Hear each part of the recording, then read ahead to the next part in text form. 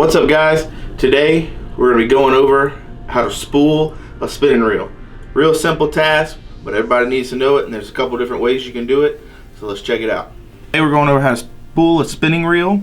It's not hard. It's very similar to the bait caster, but it's got a little bit different because on a bait caster you sometimes have the holes, not all the time. I know there was somebody that reached out and asked about how to tie your line to a spool without holes.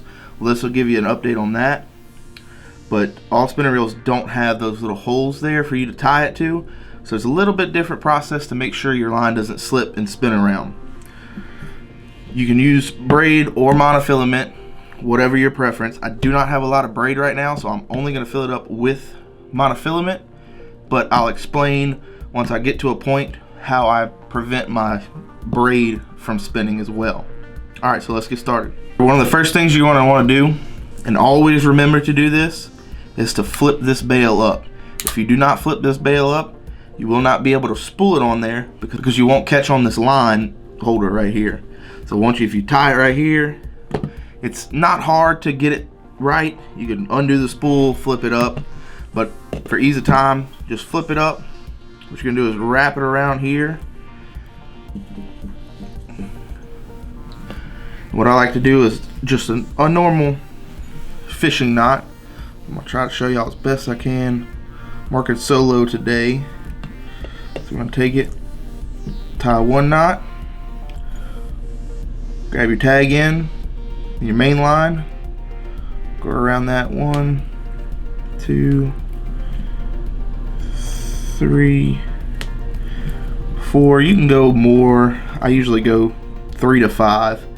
You're gonna run it back through the loop that you just made. I'll go back through once, back through twice, and then pull your main line and slide that knot down. Tighten it up. Pull your tag in. All right, and then that's your knot right there. I don't know how well you can see it, but what I like to do on spinning reels is take your line, flip it around twice, put it on there, and cinch it down. This just helps a little bit because your line's now going to be pulling against that loop that you just made, so it makes it a little bit easier for it not to slip, because sometimes a lot of people have issues with their line spinning and they think the reel is broken,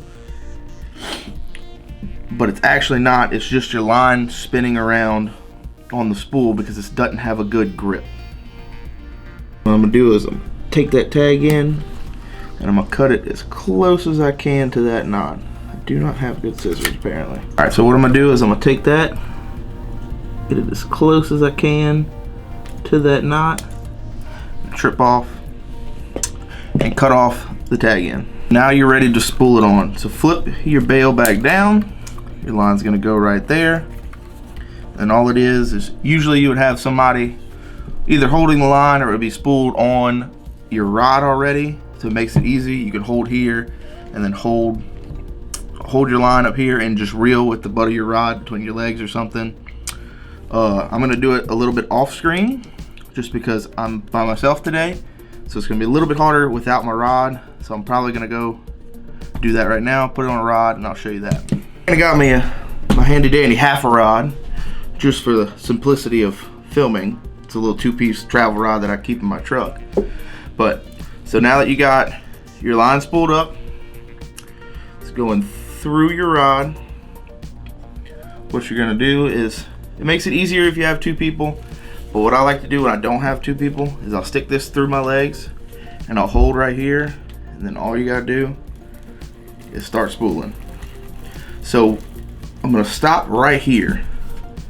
When you're fishing braid tends to slip a lot more. So what I do is put what they call backing on the bottom of the reel. What you're gonna do is you're gonna get some mono, is what I'm using now. You're gonna spool up the reel until you can't really see any of the silver or any of the reel showing, and then you're gonna cut your line. And then what you would do is you take your braid and do a uni knot or any type of union knot, and then spool on away. That is to not have your braid slip. So this mono will grip a lot better onto that reel than that braid will. So the braid's a little bit slicker. So we're gonna go ahead and spool up. Once you're done spooling, it should look a little something like this. What I say is you can take off line, but you cannot add it back. So it's always better to overfill your reel beforehand.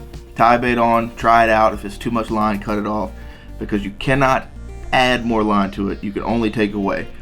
So I'll fill it up right to the edge of your top of your reel on your spool, right on the edge of it, so it's kind of seamless straight by. And then I'll tie a bait on, throw it. If it's too much line, you'll know that the line will come off the reel a little weird.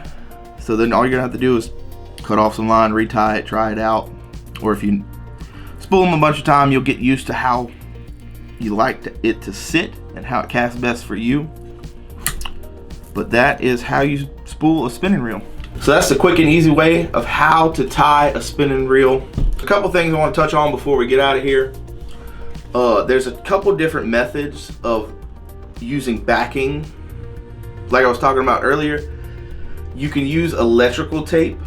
A lot of people will wrap electrical tape on their spools so that when that line grips, it digs into that rubber, so it alleviates that line from slipping. Or they will tie it and then wrap some electrical tape around it. There's a couple different ways you can do it. The one was the way I showed you. The other one's electrical tape. There's different methods out there. So if you have any other questions, feel free to ask them down in the comments. If there's anything else y'all would like to see us do, show you how we do it, our take on something, even if it's opinion, let us know, drop it in the comments, and don't forget to subscribe. I'll catch y'all next time.